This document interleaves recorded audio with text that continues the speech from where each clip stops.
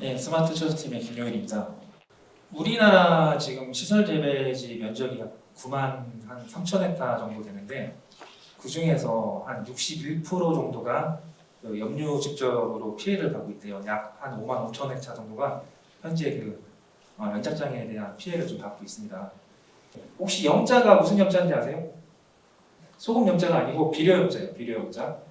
그러니까 염류 직접이라는 의미가 같은 비료를 계속 사용하면서 그 특정 비료가 계속 토양에 쌓이게 되면서 우리가 작물을 심었을 때 생육이 안 좋거나 내지는 시드름 증상들, 토양의 농도가 높아지면서 작물 체내에 있는 수분이 오히려 이제 배출이 되는 거죠. 그런 식의 어떤 그런 증상들이 나타나는 것들을 염류 피해라고 하고, 우리가 그 비료를 시용함에 있어서 비료가 계속 집적되는 이유가 혹시 뭔지 아세요? 원리가? 그냥 쉽게 말해서 양분이나 원소들은 플러스 또는 마이너스 전기를 띠고 있죠. 토양 자체는 음전하를 띠고 있어요. 그러니까 우리가 사용하는 대부분의 양이온 비료들이 토양에 들어가게 되면 이 토양의 그 음전화 때문에 양이온들이 다 토양에 결합이 되기 때문에 쉽게 작물이 흡수할 수 없는 상황이 되면서 비료가 계속해서 매년 축적이 되고 있는 건데, 우리가 기존의 그 염류 장애를 해결하기 위해서 쓰고 있는 토양 관리 방법이 어떤 것들이 있을까요? 담수도 있겠고, 제염작물도 있겠고, 기타 이제 토양 소독, 해양열 소독이나 어떤 화학 소독을 통해서 염류를 제거하는 방법들이 있는데, 그 한두 가지 가지고는 사실상 우리가 축적되어 있는 양분들을 다 제거하기 힘들어요. 그리고 화학적인 소독이나 이런 것들은 결국은 이제 토양의 어떤 생태계를 파괴하기 때문에 우리가 앞으로 좀 지양을 해야 되는 부분이고, 제염작물도 쓸 수 있는 부분이 특정 양분만 해소가 되지 기존에 남아있던 양분들은 계속해서 토양에 이제 남아있게 되다 보니까, 담수를 함으로써 얻을 수 있는 것은 토양에 있는 병원성 곰팡이라든가 세균, 바이러스 이런 것들을 근본적으로 막을 수 있는 거고, 염류가 높은 토양에서 담수는 적절하지 않아요. 그렇기 때문에 내가 토양 관리를 할 때 담수라는 부분을 가지고 관리를 한다 그러면 토양의 어떤 병해충을 목적으로 하느냐, 염류 제거를 목적으로 하느냐에 따라서 달리 가야 돼요. 우리가 흔히 말하는 킬레이트라는 부분은 좀 생소하시죠? 이 킬레이트라는 게 우리가 시설 재배지에서 집적된 염류라든가 내지는 양분, 활용할 수 있는 양분들, 그런 것들을 고리 형태로 이 킬레이트가 결합을 해서 쉽게 작물이 흡수할 수 있는 그런 물질로 이해를 하시면 될 것 같아요. 여기 보시면 지금 토양에 많은 비료들이 현재 흡착되어 있죠. 이게 일반적인 시설 재배지에서 나타나는 그러한 증상들로 보시면 되고요. 우리가 이 DTPA 킬레이트제를 처리함으로써 토양에 흡착되어 있는 양분들을 분해를 해주고, 분해된 그 양분들이 다시 작물이 흡수할 수 있는 형태로 돌아가는 거죠. 담수 내지는 이러한 킬레이트제를 같이 병행을 해야 토양 관리가 좀 더 효과적이지 않을까 생각을 하고 있습니다.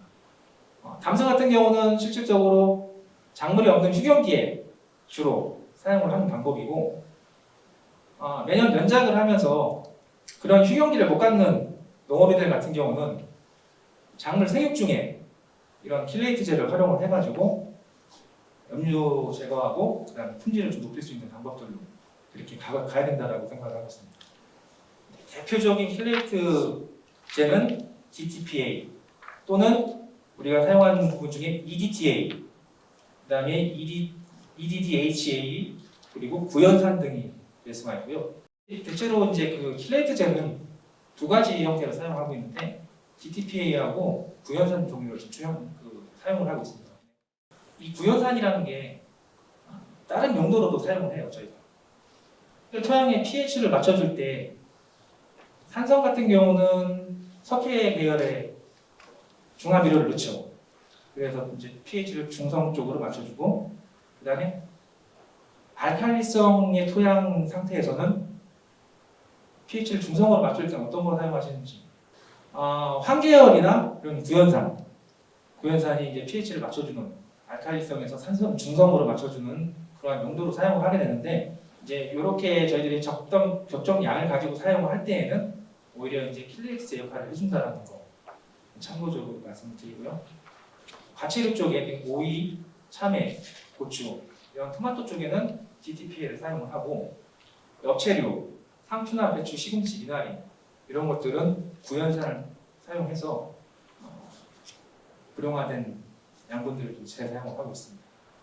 보시겠지만 저는 이제 그 실험을 한 부분들인데 인산이 침전된 침전물에 킬레이트제를 처리를 했을 때 약 60% 정도가 용해되고 그 부분이 작물이 흡수할 수 있다는 거. 한 가지 좀 짚고 넘어가야 될 게 무조건 킬레이트제를 처리를 했다고 해서 불용화된 양분들이 정상적으로 사용할 수 있는 건 아니고 필히 그 수반돼야 되는 것이 토양의 적정 pH 산도를 맞춰줘야 되는 거죠. 그 pH가 맞지 않는 상황에서는 이 킬레이트제가 아무리 많이 들어가도 오히려 역효과가 나타날 수 있어요. 기본적으로 킬레이트제를 처리할 때 저희들이 그 토양 정기 전도라고 하죠. 작물이 들어있지 않을 때에는 1점대가 맞고 작물이 들어있을 때에는 정기 전도도가 2.0 이하가 맞는데 그 2.0 이상이 되면 염류가 집적됐다라고 기준을 잡고 있습니다. 기준은 5리터 물을 준비를 하고 그 물을 끓입니다. 끓인 상태에서 DTPA 킬레이트제 680g을 넣고 다 녹여주죠. 녹여준 그 물을 1차 제조액을 5리터 제조액을 가스통 5톤에 넣고 1000배로 이석을 해서 이 이석된 양을 우리가 기준은 300평 기준에 사용을 하고 있습니다. 두 번째가 농가들이 사용하는 데 있어서 킬레이트제를 끓여서 사용하는 부분이 어렵기 때문에 거기에 추가적인 보조제가 들어가게 되는데 거기 이제 수산화칼륨이에요. 수산화칼륨 물 5리터에 찬물이겠죠? 5리터에 200g의 그 수산화칼륨을 먼저 넣고 그 다음에 DTPA 680g 넣게 되면 찬물에서도 비교적 용해되는 속도가 빠르고 요건 똑같이 이제 5톤짜리 넣고 300평 기준으로 관주를 해주면 되겠습니다. 이렇게 녹인 상태가 이 정도가 되겠고요. 무색에 붙이는데 이런 걸 가지고 바로 그냥 그 오톤에 우리가 해석해서 사용하면 되는 부분들이 있습니다. 아까 이제 킬레이트제에서 저희들이 이제 DTPA 말고 엽채류 쪽은 구연산을 사용한다고 했죠. 구연산 자체는 1.2kg 정도. 이제 엽채류 쪽에 사용하다 보니까 아무래도 이제 그 살수를 하는 방법이 관주가 아닌 스프링클러 같은 시설을 이용해서 하는 경우가 있는데 구연산은 어쨌든 간에 스프링클러로 표면에 닿게 되면 하얀 알갱이 자체가 남기 때문에 구연산을 사용해서 작물에 살포할 경우에는 작물의 잎에 붙은 부분은 새로 깨끗한 물로 씻어서 토양에 다시 흡수가 될 수 있게끔 이렇게 해주셔야 되는 거. 그래서 올해 같은 경우는 진흥청에서 별도로 용해 장치를 이렇게 만들어서 이제 보급을 한다고 하더라고요. 이렇게 주어진 통에 히터봉하고 이렇게 이제 배합을 맞출 수 있는 수치하고 이런 그 용해 장치를 통해 가지고 농가가 좀 사용하기 편하도록 이번에는 사업을 좀 추진을 하려고 합니다. 킬레이트제 도형이 공급하는 방법은 작물을 정식하고 바로 넣는 부분은 아니고요. 정식 후 한 달 후부터 비교적 뿌리가 어느 정도 안정적으로 활착이 된 이후에 관주를 해주시면 되겠고요. 염류에 강한 작물은 일주일에 1회, 약한 작물은 2주일에 1회 정도를 관주를 해주시면 되겠습니다. 사용 시 주의할 점 등이 있는데 아까 말씀드렸듯이 산성이 굉장히 강한 특성을 갖고 있습니다. 그래서 사람이 피부에 닿게 되거나 눈에 들어가게 되면 매우 안 좋은 상황이 벌어질 수 있을 것 같고요.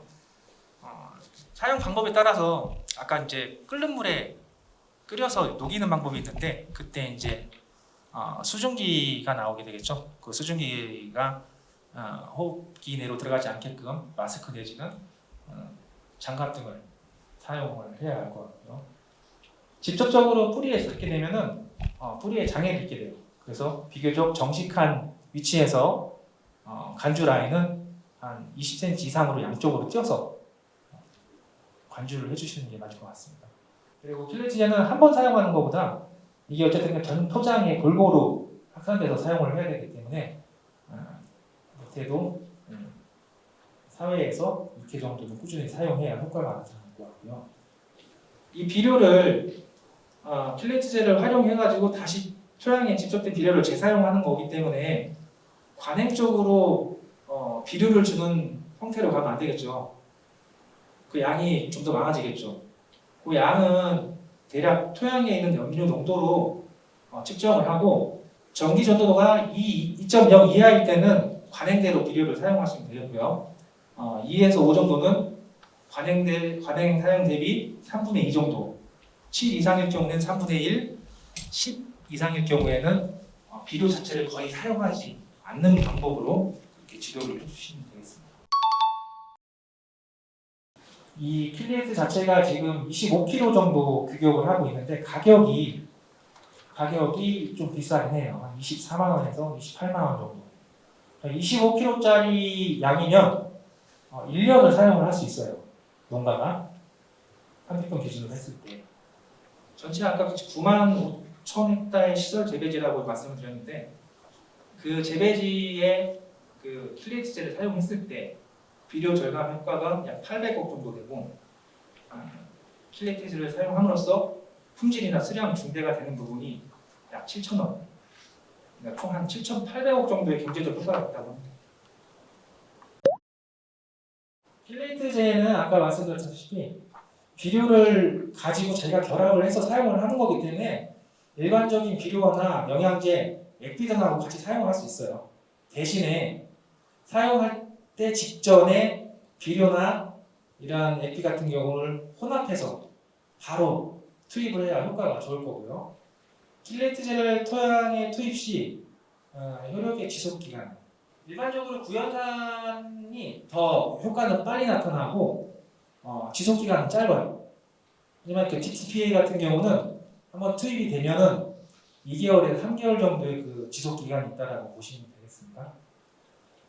토양의 삼상이라는 건 다 들어보셨잖아요, 그죠? 뭐 기상, 일상, 고상 이런 부분이 있는데 그러한 토양의 물리성을 좋게 해주는 방법들을 병행하면 좋으실 것 같아요. 그러한 물리성을 좋게 해주는 방법이 있다 그러면 볏짚을 좀 많이 투입을 하시는 게 좋을 것 같고요. 그리고 우리가 비료를 계속해서 사용하다 보면 그 지하부의 일정량이 어떤 딱딱한 형태의 그 경관층이 형성이 되죠. 그렇죠? 그 경관층이 높게 되면 지하 수위 자체가 높아지면서 가습의 피해가 있는데 그러한 경관층을 깨주는 형태 신경을 해주시면 좋겠고요. 휴자기에 지금 작물이 안 들어가 있는 상태에서 킬레이트제를 투입을 하게 되면 염류 감소 효과가 없습니다. 네.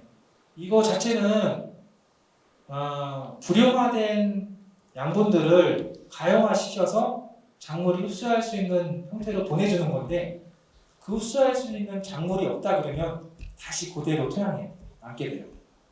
이거는 휴경기에 사용하시면 안 돼요. 작물이 있는 상태에서 킬레이트제를 사용을 하셔야 됩니다.